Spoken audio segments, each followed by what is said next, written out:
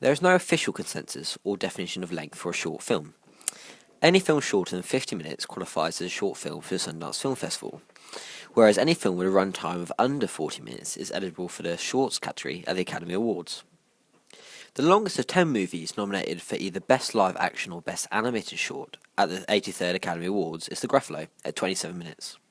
So in reality, it's hard to say how long a short film really is. The most obvious convention of a short film is the characters.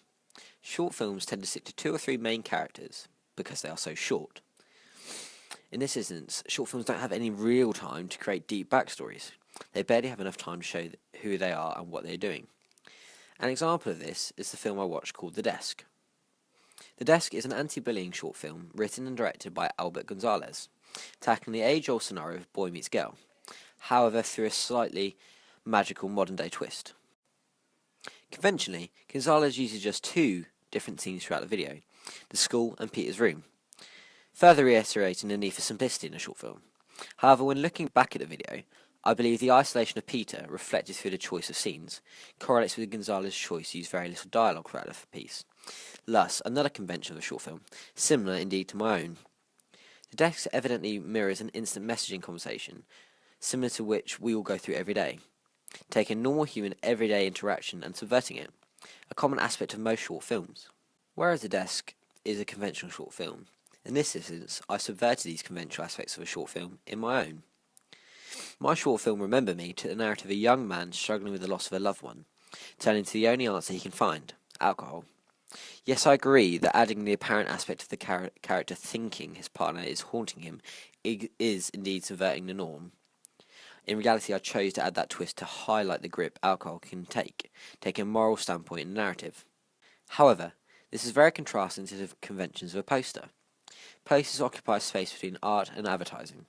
They have a clear commercial purpose, to promote the film. Indeed, the biggest aspect of a film poster is its ability to sell the film.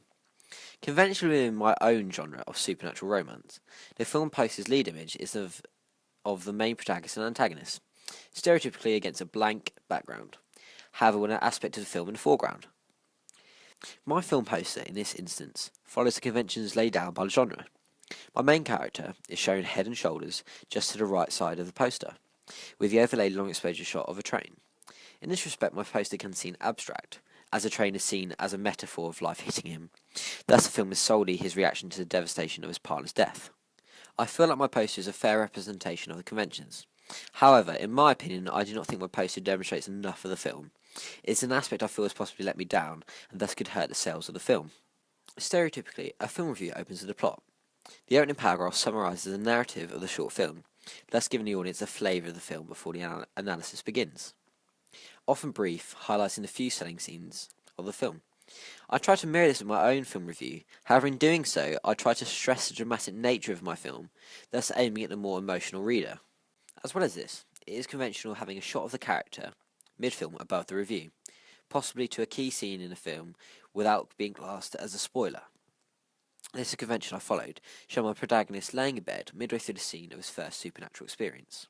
Another convention of film review is the ratings. In the review, the idea is to class the film, so at the end of the piece, a quick summary is written, a convention I followed, as with every Empire film review, is followed by a short summary of the writer's opinion and rating out of 5.